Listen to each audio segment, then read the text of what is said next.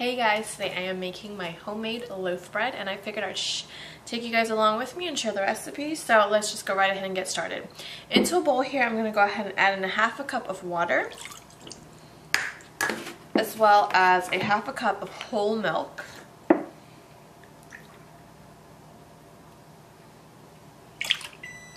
Try not to spill it everywhere like I am doing. As well as I'm going to go ahead and add in 3 tablespoons of butter, unsalted butter.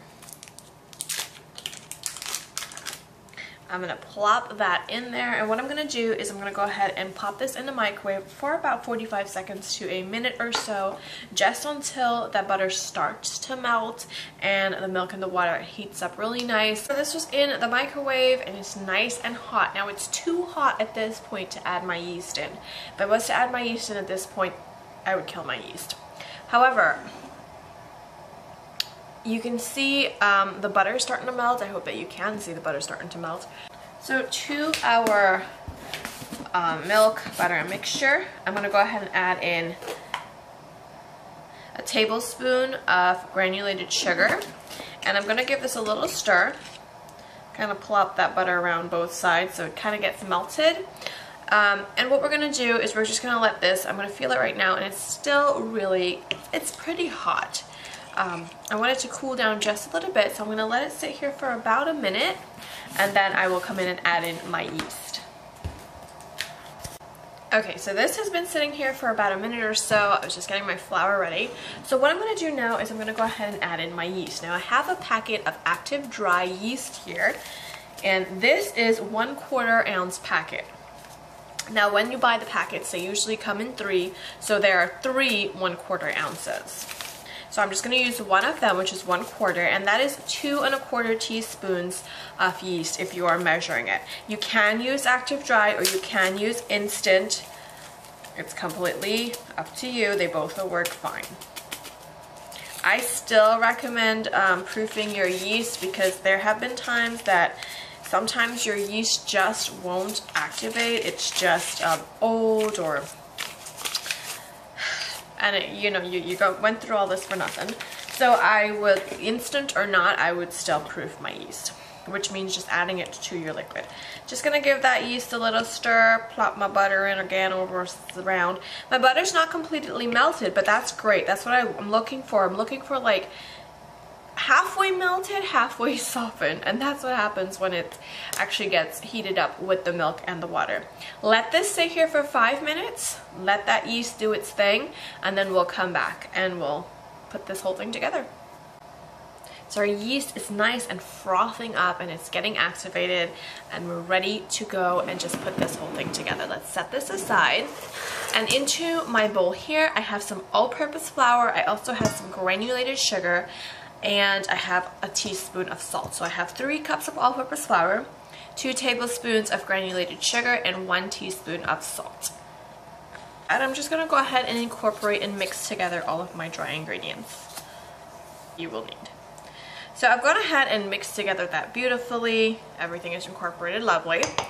Into the center of my flour, I'm just going to create a little well or a little circle till I could kind of see the bottom there best as I can. And we're going to take our beautiful frothy milk, water, butter, and get all that little sugar, whatever's sat to the bottom, get all that in there as well.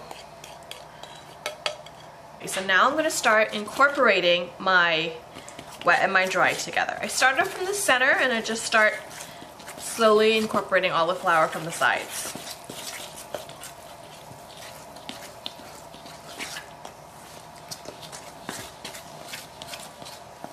Alright, so now this is all incorporated and it looks to be a big crumbly mess at this point. Now all I'm going to do is I'm going to clean my spoon off. I like to use a spoon at this point because I don't get my hands too messy in flour and water. Flour and liquid, I should say. And now all I'm going to do is on my clean countertop, I'm going to go ahead and plop my dough. Scrape off your bowl to make sure that you get everything off of there. So you have a nice clean bowl. And we're just gonna start incorporating this together just by bringing in the flour and everything in together on its own, just like that. Bring it all in. Once we have it mostly all in itself here, we're going to start off sort of in the center of this dough ball using the back of our wrist. So we're going to push out on it. As we push out, we're just going to bring the dough back in, push out, bring it back in, turn. So again, I'm going to be pushing out, bringing the dough back in, turning, pushing out, bringing the dough back in, turning, pushing out, bringing the dough back in, turning, and so on. You don't have to be specifically, you know, perfect about it, but we're just gonna need this for 5 to 8 minutes. 10 minutes if you really can, would be great. Until it's nice and smooth. And I'm not pressing too hard on this. As you can see, I'm not turning every time I need. So that's what I'm saying, you don't have to be perfect, but just make sure that you are turning at some point so that you do get a nice, well-kneaded dough ball. This has already come together beautifully. As you can see, nothing is sticking at this point. I'm not pressing too hard on it. I'm doing this quite briskly. So if I was to press really hard on it till my hands reach down to the counter, it would stick and be very messy. So just be gentle. The dough needs love as well. So we give it some love, some time, some attention. So I'm just gonna do this for about 8 minutes. It's been about 8 minutes or so now. Definitely have gotten in my arm workout for today. It's really a beautiful, smooth dough ball, not sticky, not tacky. It's just gorgeous and beautiful. Now all I'm gonna do is, I got my dough ball here, I'm gonna take the sides, I'm gonna pull it together on all 4 sides to circle, so I mean, not really sides, but you know what I mean. We're gonna take it and form it into a ball. Get the bottom kind of sealed, and we've got this beautiful round dough ball. Make sure, this is a very important step, okay? This is like the most important step that you can do, is you have to pat your dough. You have to give your dough some love. You just have to. You just have to pat it. Okay? So now, into my bowl, I'm going to place my dough ball back in here. Before we put our dough ball back into our same bowl that we had, and we clean it out as best as we possibly can, I'm going to take about a teaspoon of flour and just sprinkle it around the sides and the bottom, and then place my dough ball back in there, and then sprinkle a little bit on the top. So I just used maybe about a half a teaspoon of flour for the entire bowl and the dough. So I've covered it up. You don't want it to be too full of flour, but you just want to have enough on there. We're going to cover this up with a towel, or you can use some cling wrap. We're going to place this in a warm area till it's like kind of almost triples in size. Doubles in size, but I'm going to leave it for about an hour. And if it's in a warm area, an hour should be fine, and it should actually kind of more triple in size than anything. But we just want it to rise a little bit. So we're going to be back. I'm going to show you the next step. But anyways, I have my loaf pan here. I'm going to go ahead and spray it with a little bit of non-stick cooking spray. You can also use some butter, some melted butter, if you don't have non-stick cooking spray. Got my loaf here that I've said, like, it is more than doubled in size, and this is beautiful. It's a nice smooth top. It is going to be fantastic. I am just going to pull out my dough onto my surface. So this is absolutely beautiful, and I just hate to have to punch it down, but we're going to have to punch it down and flatten it out a little bit with our hands. You can grab a rolling pin if you want. Just a little bit. Till it's about a half of an inch thick or so. That looks beautiful. So now that we have our dough flattened out a little bit, all I'm going to do is form it into a log by taking one of the ends and pulling it over, another end and pulling it over like so. And I'm just going to seal it, pinch it together, and take each end and bring it in and seal it as well.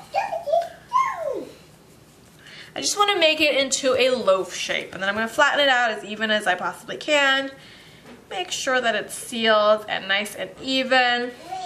Done that, I'm going to flip it over, and then I'm going to kind of tuck a little bit under, all around, nothing fancy, just to kind of make it into like a nice little elevated loaf. So it's not completely flat, so you just kind of tuck it under a little bit like so, just to make it a little elevated. And I'm going to go ahead and place it into my pan here. What I'm going to do now is I'm going to cover this back again and let this rise, and I want this to rise over my bread tray here, my bread pan. So whatever pan you're using, you just want it to rise over that. So this is probably going to take about another 30 to 45 minutes or so in a nice warm area until it doubles in size and puffs up. So you want to make sure that your oven is already preheated to 350 degrees before we place in our loaf into the oven. And as you can see, after about 30 to 45 minutes or so, it has more than doubled in size. It's beautiful. It's risen over the pan a little bit, and that is perfect. We're going to plop this into the oven for about 30 to 35 minutes or so until nice and golden brown on top, and then we are going to brush butter and all over the top as well as the sides. Make sure and get the sides and all of that and leave it in the pan. And a very important step at this point is to take a piece of foil, aluminum foil, and we are going to lightly cover this around all sides. Now this is going to be really hot still, so if you want to use like a little oven mitt or something to help you, you can go ahead. I'm pretty used to it by now, so I'm just going to take my hands and lightly seal all the edges around the pan, and we're going to let this sit in the pan covered with foil to steam for about 20 minutes. And that steaming process here is going to help really soften the crust up, soften the bread, keep it really nice and moist and soft.